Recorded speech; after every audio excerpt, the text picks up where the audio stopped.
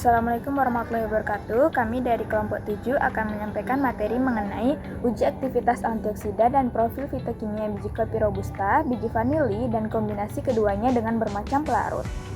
Pada bagian pendahuluan, penelitian ini berjudul Uji Aktivitas Antioksidan dan Profil Fitokimia Biji Kopi Robusta atau Coffea sanephora, biji vanili atau Vanilla planifolia, dan kombinasi keduanya dengan bermacam pelarut, dilatar belakangi oleh pentingnya pemanfaatan bahan alami sebagai sumber antioksidan yang dapat menangkal radikal bebas penyebab kerusakan sel.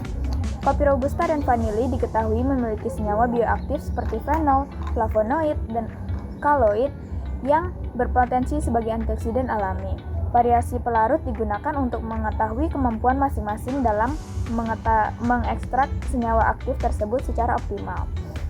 Nah, bagian tujuannya adalah mengetahui aktivitas antioksidan dari ekstrak biji kopi robusta, biji vanili, dan kombinasinya, menganalisis profil fitokimia dari masing-masing ekstrak menggunakan berbagai jenis pelarut, serta membandingkan efektivitas pelarut dalam mengekstraksi senyawa bioaktif dari kopi robusta dan vanili, dan menilai potensi kombinasi kopi dan vanila sebagai sumber antioksidan alami untuk pengembangan produk pangan fungsional.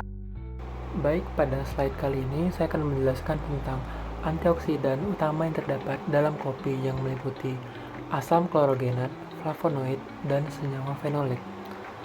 Pertama-tama, kita harus mengetahui apa itu asam klorogenat. Asam klorogenat merupakan komponen yang paling berperan penting karena mampu menangkal radikal bebas, yaitu molekul tidak stabil yang dapat merusak sel-sel tubuh dan memicu berbagai penyakit degeneratif seperti penuaan dini atau bahkan kanker. Selain itu, penelitian juga menunjukkan bahwa kombinasi antara kopi dan vanili dapat meningkatkan aktivitas antioksidan.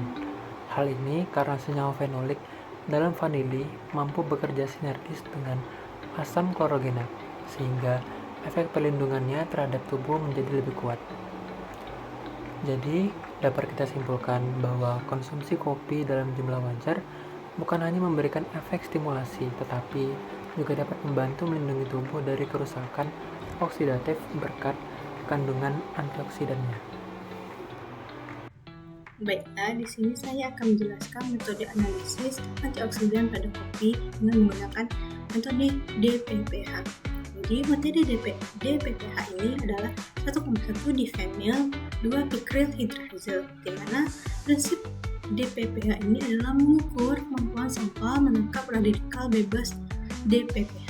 Jadi, DPPH itu adalah mengukur kemampuan sampel dalam menangkap radikal bebas, di mana harta DPPH yang awalnya berwarna ungu lalu akan berubah menjadi kuning jika beraksi dengan antioksidan.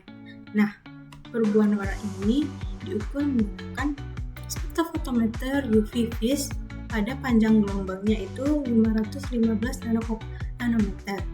Nah, hasilnya dinyatakan sebagai nilai IC50, yaitu konsentrasi yang dibutuhkan untuk menghambat 50% radikal bebas. Semakin kecil nilai IC50, maka semakin kuat aktivitas antioksidan dari sampel kopi ataupun dari vanili. Kemudian, tahapan analisis hasil pertaniannya yang pertama itu dilakukan ekstraksi, di mana biji kopi dan vanili dimaserasi dengan pelarut organik seperti etanol, air, asetil, dan asetat.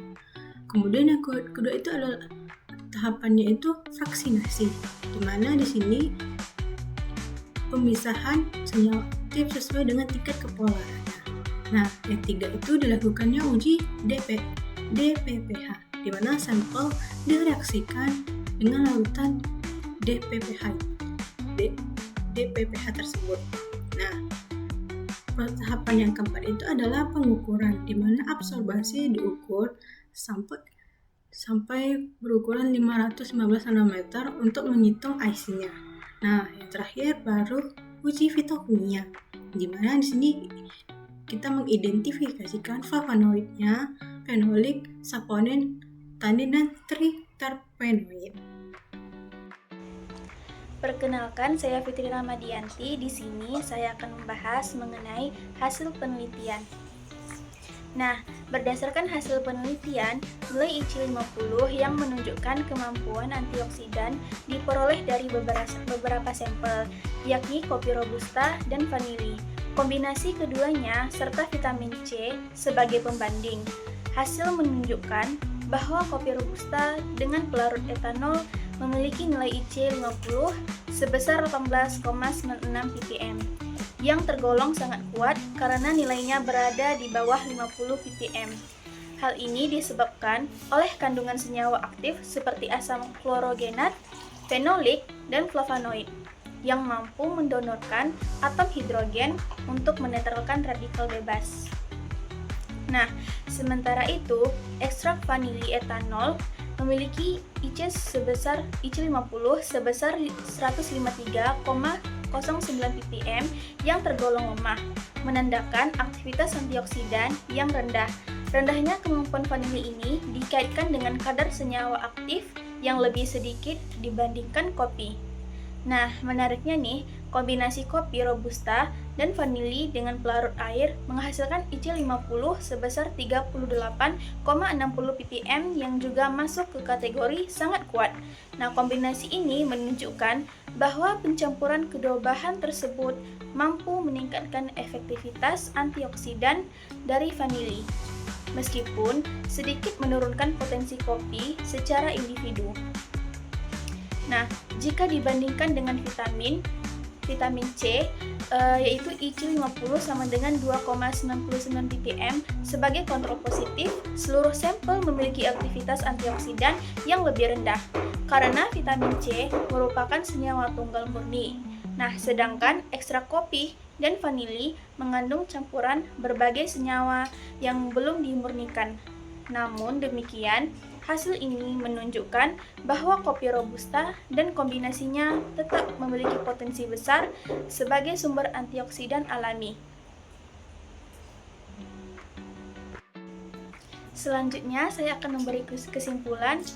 Nah, dari penelitian ini dapat disimpulkan bahwa antioksidan utama yang terkandung pada biji kopi Robusta dan vanili adalah asam klorogenat, senyawa fenolik, serta flavonoid.